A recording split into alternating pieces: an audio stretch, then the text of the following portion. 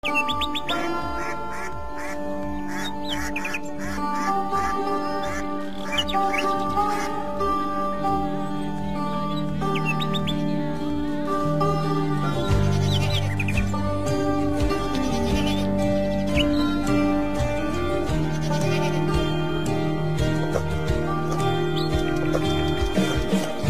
ও শুনছো, একটা বড় বাটি কি ঘটি জাল যদি দাও তো, তারা পুরো গাছ কেটেছে, একটু ভালো রস আনি।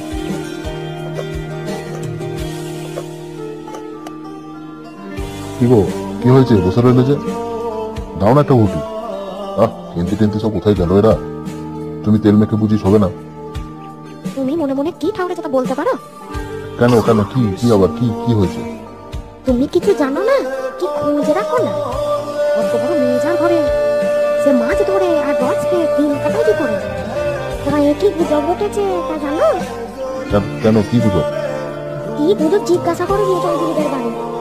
কেবল বাদ দিয়ে দূরে পাড়ায় ঘুরে ঘুরে জন্ম খাটালে ভদ্রলোকের ঘরে বাস করা যায় না।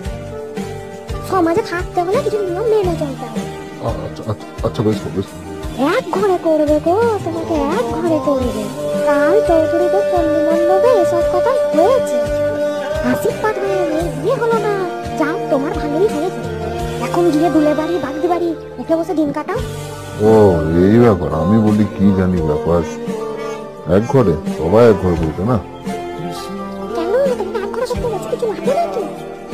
ভারী মেয়ে হয়ে উঠলো 15 বছরে, বাইরে ঘুমিয়ে বললে কি হবে? ওকে চোখ না। সশরীরে যতক্ষণ স্ত্রীর সম্মুখে বর্তমান থাকিবেন, স্ত্রীর গলার সুর ততক্ষণ কমিবার কোনো সম্ভাবনা নাই বুঝিয়া সহায় হরি দাওয়া হইতে তাড়াতাড়ি একটি কাঁচার বাটি উঠাইয়া লইয়া খিড়কি দুয়ার লক্ষ্য করিয়া যাত্রা করিলেন।